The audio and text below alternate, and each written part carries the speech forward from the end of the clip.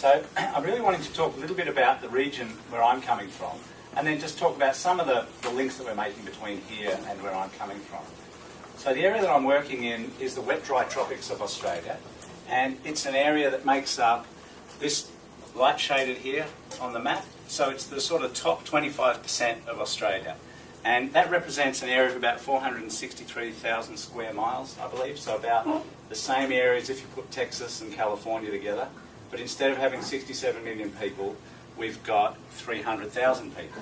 And 110,000 of them, like me, live in Darwin, in this one city up there. So the rest of this region has about 200,000 people. And of that population, about 30% of the people living there are Aboriginal people. And that's across the whole total. But in some of the catchments, you know, the population of Aboriginal people can represent about 70–80% of the population. So it's a quite unique population structure compared with the rest of the country. The other thing that really sets it apart and defines the wet-dry tropics is the high seasonality of the rainfall. So we get about 50 inches of rainfall a year, but about 80% of it falls in just 3 months of the year. So we have a short but very intense wet season in our summer, and then this is followed by a long, extended, effectively a seasonal drought that occurs every year in the dry season. And it's pretty warm throughout the year. In fact, the weather we've got out here outside at the moment is about the coolest it gets in our dry season.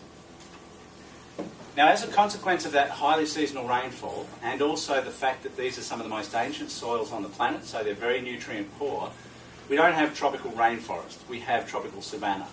And so it's dominated by gum trees as the overstory, and then a continuous understory of annual grasses that grow up to about 2 metres high and then die off each year in an annual cycle.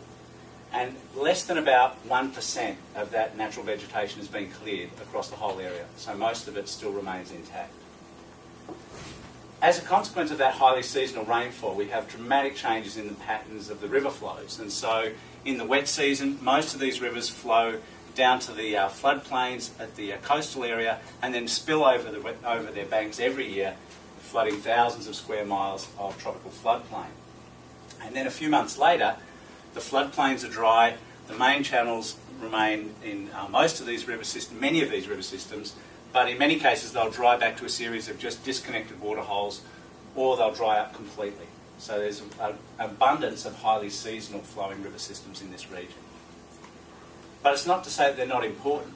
There's about the 55 major watersheds across that large area that I showed you. And of those, if you put them together, they contribute about half of Australia's total river flow. So about half of Australia's freshwater discharges out through these river systems in those 3 months of the year. And because of the lack of development in the area, the low population density, there's very little land that's being cleared, and most of that water in those river systems flows uninterrupted from the headwaters out to the estuaries. Less than about 0.02% of that water is diverted for other purposes such as agricultural development. Our big river system in the southern part of Australia, the Murray-Darling system, it's more like 60–70% of that water is being used for other purposes.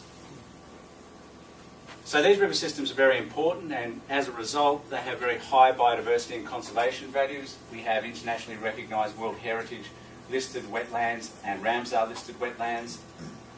They're also suggested that they're very important in terms of the commercial and recreational fishing, and tourism in the region is very tasteful tourism in the region, is often based around the products from those river systems. So whether it's crocodiles, or also it's focused on the wetland areas, tours on the wetlands or looking at the waterfalls seems to be a real draw card for tourism. And the plants and animals that come from those river systems are really important for Aboriginal people who still undertake customary harvests quite extensively across the river systems. But in the last 10 years or so, southern Australia has been experiencing major droughts, and as a result, people have been looking at the water in the north, and that's combined in a couple of record wet seasons that we've had in the north, which has resulted in even larger flooding than normal. And as a result, we're seeing these major headlines in the newspapers on an increasing basis that all the water that's up there is just going to waste.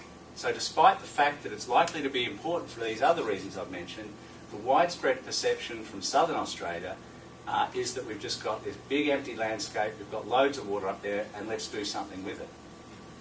Now, it was in that context that a lot of proposals are being put forward to have more land clearing in the region so that we can have irrigated agriculture, largely drawing on the groundwater reserves in the dry season, to support more cropping and hay production for cattle grazing.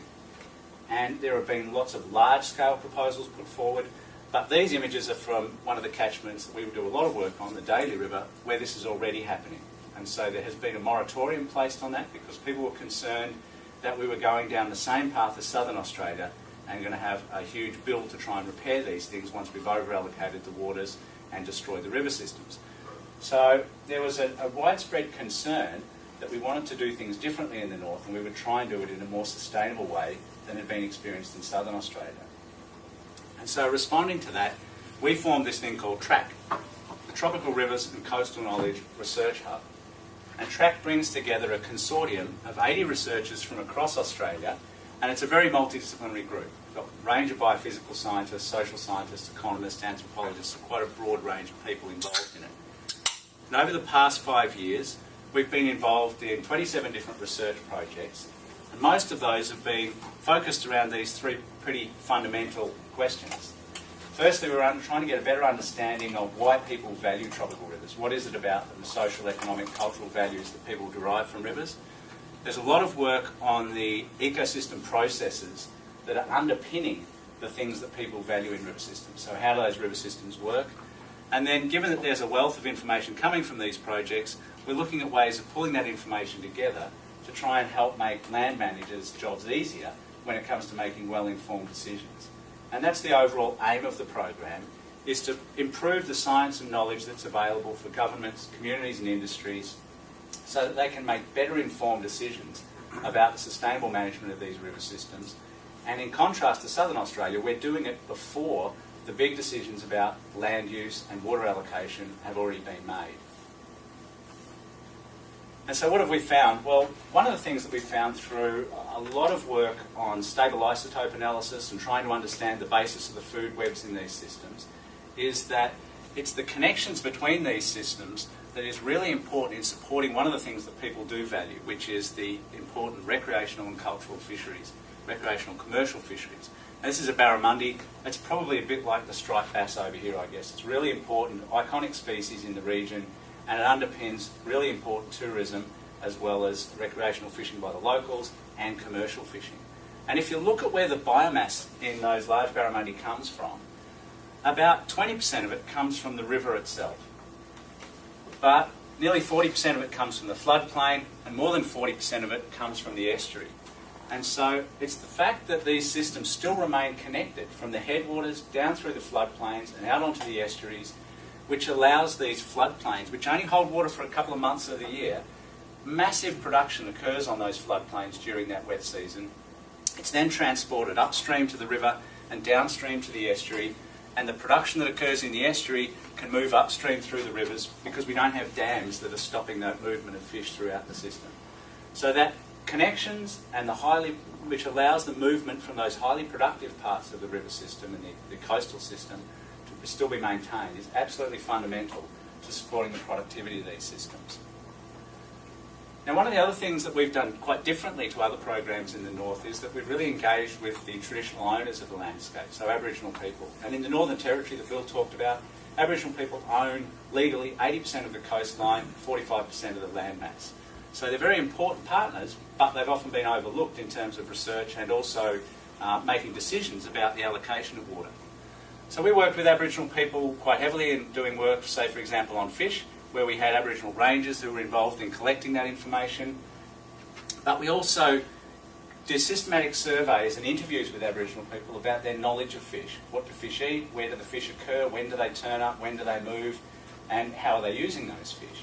And there was a number of reasons for doing that. One is that the old people in these groups are holders of the knowledge, and there's difficulties with cultural passing of that knowledge down to the younger generations these days. And so as a result, a lot of that knowledge is being lost. And so they were very keen for us to record that knowledge. And we've done that, producing things such as posters and videos and so on that's recording the knowledge in a way that makes it accessible to the younger kids. And these are now being used in schools and culture camps and so on. It's been a really important part of the program. But we also wanted that information because it supplements us going out there 2 times a year doing sampling of fish, if we can get information that's been derived over tens of thousands of years, then that's really important knowledge. And so we've been able to develop ways of modelling and incorporating into models both the Western science and also the indigenous knowledge, and we've used that in a number of ways. One of those is to look at the risk to the various freshwater fish species in this daily river system as a result of taking water out during the dry season for irrigated agriculture. And so what we've found is that some species are at very high risk because of changes to the life history, changes to the habitat and so on that will result as a result of extraction of dry season flows. Other species are unlikely to be affected, but it means that for the first time we can come up with a much more objective way of looking at which species we should be monitoring, which should be the targets of monitoring if we're going to be looking at the implications of changing river flows.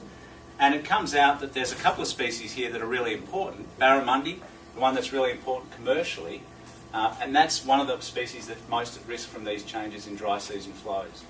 And another species that comes out important is the black bream. And that's important, largely the importance of that has only become recognised since our program.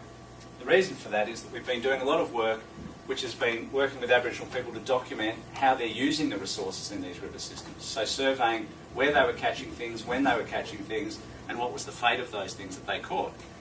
And what we've found is that we've done this in a number of different river systems now, but in most cases there's about half a dozen species that account for about 90% of the total collected harvest from these river systems.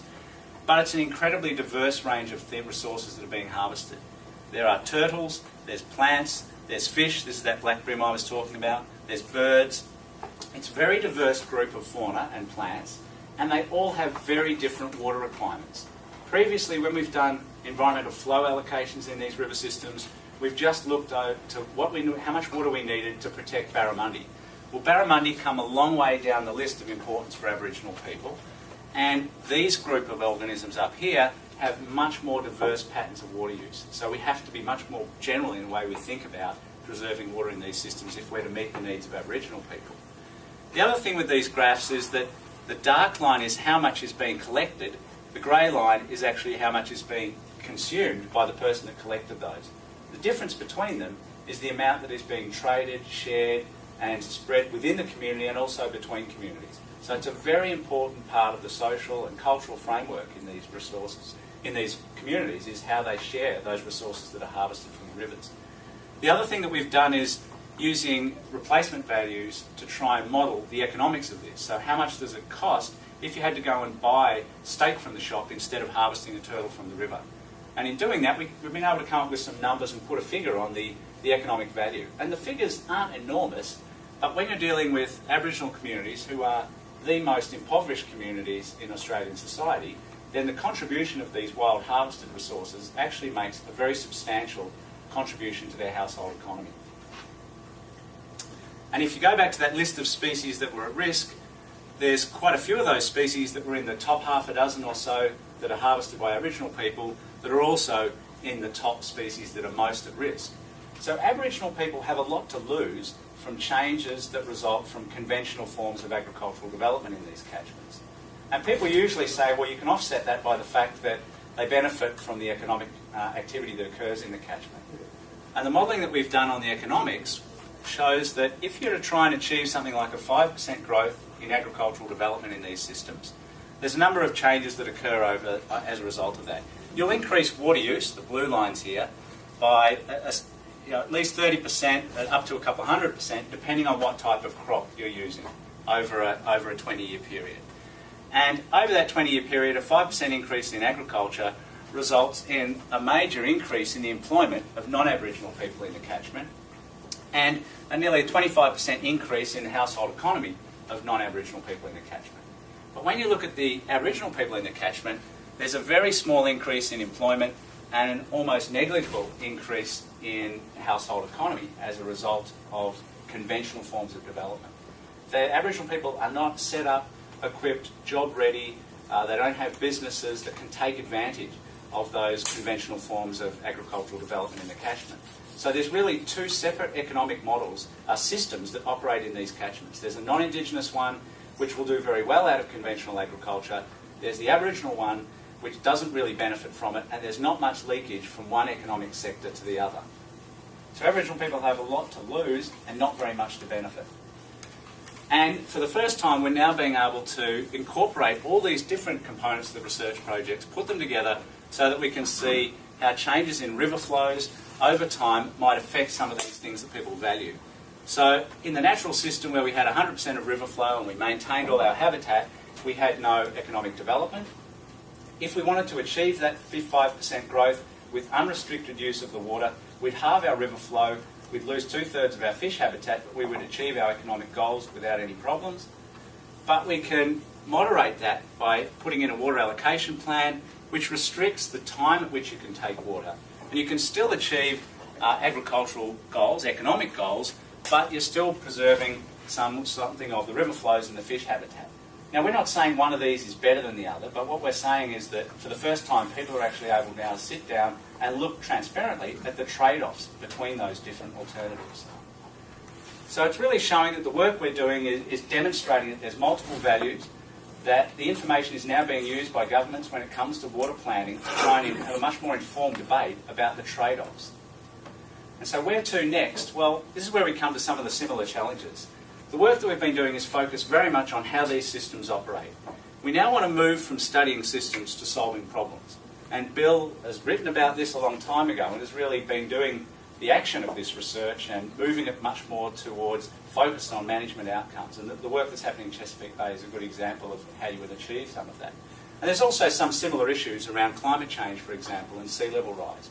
Now, I drive around the peninsula and I see a lot of flat country that reminds me of where I'm from. This shows that the vast amounts of the coastline that is less than 1 metre in elevation, the green areas here, and most of that are those highly productive floodplain areas. And when sea level rises increases, and in northern Australia we have some of the highest rates of sea level rise in the country, and with those increases in sea level rise, we see areas where the freshwater wetlands become inundated with salt water, and we've seen it in a couple of locations already. And in some of these places, what was once a productive Melaleuca floodplain forest is now 42,000 acres of dead trees and hypersaline swamp. So we've got some major issues, but at least we're now tackling those with a much more informed knowledge base as a result of the work that came from TRAC. Some of these tools and approaches and the models we've developed are going to help us make better decisions for how we respond to those sorts of challenges. And the managers we work with are more equipped to deal with that, and we're better equipped to do research on it. So it's a very solid foundation for solving those problems, but I think there's some real opportunities for us to learn from what's happening in Chesapeake Bay around both the approaches to management and in particular the way that you communicate the outcomes from research and have that feed into policy and management.